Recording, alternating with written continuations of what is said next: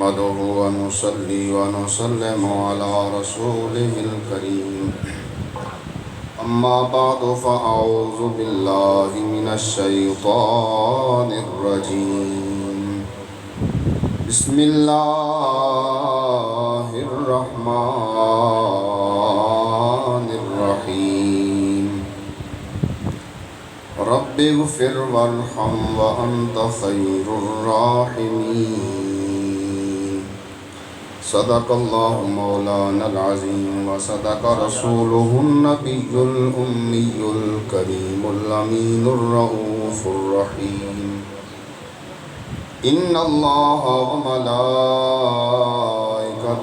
يصلون على النبي يا أيها الذين آمنوا صلوا عليه وسلموا تسليما الصلاة والسلام عليك يا سيدي يا رسول الله وعلى آلك وأصحابك يا رحمة للعالمين.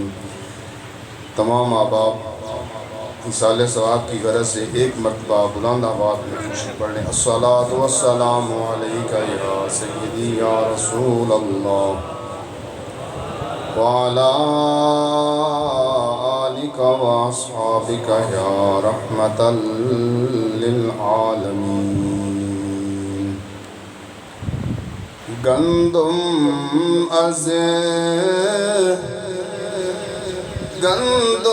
بروید جوز جو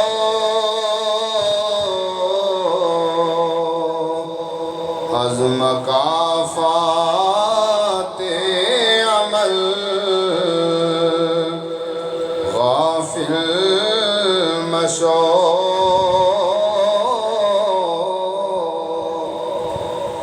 زندگی ہو رہی ہے مثل برف کم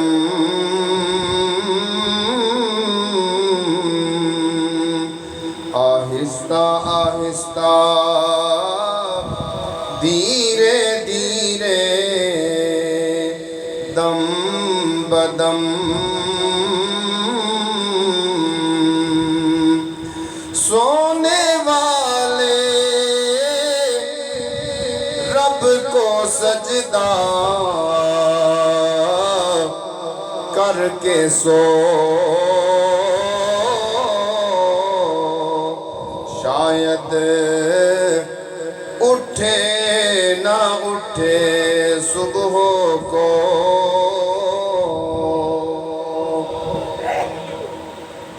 حمد و صلات کے بعد میرے مسلک کے عظیم خطیب اہل سنت خطیب اسلام جناب مولانا محمد اشفاق فارسی صاحب زاد اللہ شرفہ، دیگر قراء حضرات، سامعین ذی احتشام، آج ہم سارے حضرات بھائی غلام عباس صاحب ان کے والد گرامی کے ختم کل شریف میں حاضر ہیں. اللہ تعالیٰ ہم سب کا مل بیٹھنا اپنی بارگاہ میں قبول فرمائے. اللہ تعالیٰ اس نیک مجلس کے صدقے بھائی غلام حسین صاحب ان کی قبر کی منازل آسان فرمائے. میں نے جو آیہ کریمہ کا حصہ تلاوت کرنے کا شرف حاصل کیا ہے، رب ذوالجلال اس میں ارشاد فرما رہا ہے رب اغفر وارحم وانت خیر الراحمین، کہ اے میرے بندو میری بارگاہ میں یہ التجا ہر وقت کیا کرو، رب اغفر، اے ہمارے رب ہمیں بخش دے، ورحم، اور ہم پر رحم فرما، وانت خیر الراحمین، تو بہت زیادہ رحم فرمانے والا ہے. یہ دعا ہر انسان کو کرنی چاہیے، چاہے کوئی نیکوکار ہے تو وہ بھی یہ دعا کرے، اگر کوئی گناہ گار ہے تو وہ بھی یہ دعا کرے۔ انبیاء کرام بھی رب ذوالجلال کی بارگاہ سے بخشش کا سوال کرتے رہے ہیں، حالانکہ انبیاء کرام معصوم عن الخطا، یعنی ان سے غلطی کا صادر ہونا ممکن ہی نہیں ہے۔ تو دوستان ذی قدر، جن پاک ہستیوں سے غلطی کا ہونا ممکن نہیں ہے، وہ بھی رب ذوالجلال کی بارگاہ میں بخشش کا سوال کرتے ہیں۔ برادران اسلام، پھر ہمیں تو چاہیے نا کہ ہم ہر وقت اللہ کی بارگاہ میں بخشش کا سوال کریں، اور وہ بڑا کریم رب ہے۔ حضرت علی المرتضیٰ شیر خدا رضی اللہ تعالیٰ عنہ، آپ سے کسی نے کہا کہ جب رب ذوالجلال نے ہر چیز تقدیر میں لکھ دی ہے، اس نے اتنا ہی عطا فرمانا ہے جتنا انسان کے مقدر میں اس نے لکھ دیا ہے، تو پھر مانگنے کا کیا فائدہ؟ تو دوستان گرامی قدر سماعت فرمائیں، جناب علی المرتضیٰ شیر خدا رضی اللہ تعالیٰ عنہ، آپ نے ارشاد فرمایا، اے سوال کرنے والے، جب اللہ تعالیٰ نے مقدر میں لکھ دیا ہے تو پھر مانگنے کا کیا فائدہ؟ آپ نے ارشاد فرمایا، ہو سکتا ہے اللہ تعالیٰ نے انسان کے مقدر میں یہ لکھا ہوا ہو، میرا بندہ جب مجھ سے یہ چیز مانگے گا میں عطا کروں گا، جب میرا بندہ مجھ سے مانگے گا میں عطا کروں گا۔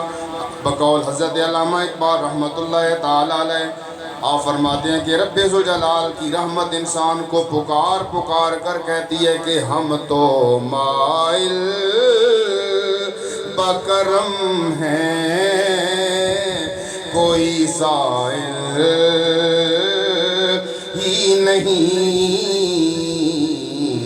راہ دکھلا کسے کوئی راہ روے منزل ہی نہیں۔ دوستان گرامی قدر، ہم میں سے ہر ایک کو چاہیے ہم اللہ تعالیٰ کی بارگاہ میں یہ التجا ضرور کیا کریں، رب اغفر ورحم، یا اللہ ہماری بخشش فرما، یا اللہ ہمارے گناہوں کو معاف فرما، ورحم، اور ہم پر رحمتوں کا نزول فرما، وانت خیر الراحمین، یا اللہ تو سب سے زیادہ اپنے بندوں پر رحم فرمانے والا ہے۔ دوستان گرامی قدر، جب کوئی بھولا بھٹکا بندہ زندگی کے آخری ایام میں اللہ تعالیٰ کی بارگاہ میں اگر آ جائے تو پھر بھی رب ذوالجلال یہ نہیں ارشاد فرماتا، اے میرے بندے، جب تیرے بازوؤں میں طاقت تھی، جب تیری ٹانگیں مضبوط تھی، جب تیرے اعضاء مضبوط تھے، اس وقت تو میری بارگاہ میں نہیں آیا، جب تو قیام کرنے پہ قادر تھا، رکوع کرنے پہ قادر تھا، سجدہ کرنے پہ قادر تھا، اس وقت تو میری بارگاہ میں نہیں آیا۔ اب میں تجھے رد کرتا ہوں، نا یہ نہیں ہوتا ہے۔ زندگی کے جس مرحلے میں بھی بندہ اللہ کے حضور حاضر ہو جاتا ہے، رب ذوالجلال فرماتا ہے اگر صبح کا بھولا شام کو گھر آ جائے اسے بھولا نہیں کہتے۔ میرے بندے، اگر تو میری بارگاہ میں آ گیا ہے، میں تیرے سجدے بھی قبول کرتا ہوں، تیرے رکوع بھی قبول کرتا ہوں، تیرا قیام بھی قبول کرتا ہوں۔ ایک ندامت کا آنسو جب تو نے اپنی آنکھ سے بہا دیا، میں رب تو اس وقت ہی تجھ پہ راضی ہو گیا تھا۔ تو پھر مجھے یہ کہنا پڑتا ہے کہ جب تیری شان کریمی پہ نظر جاتی ہے تو زندگی کتنے مراحل سے گزر جاتی ہے۔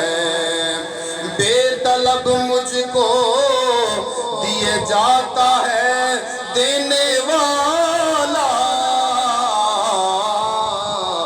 ہاتھ اٹھتے نہیں جھولی میری بھر جاتی ہے، ہاتھ اٹھتے نہیں جھولی میری بھر جاتی ہے۔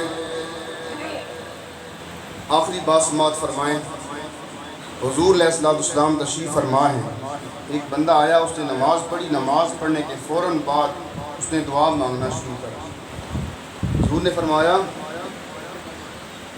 عاجلت ایھا المصلی، اے نمازی تجھے اتنی جلدی ہے، تو نے بہت جلدی کر دی ہے، پھر اللہ سے مانگو۔ پھر اس نے فوراً مانگنا شروع کر دیا۔ آپ نے ارشاد فرمایا اب بھی تو جلدی کر رہا ہے۔ عرض کرتا یا رسول اللہ صلی اللہ تعالیٰ علیہ وسلم پھر بتلائیں تو صحیح میں کیسے اللہ تعالیٰ سے مانگوں۔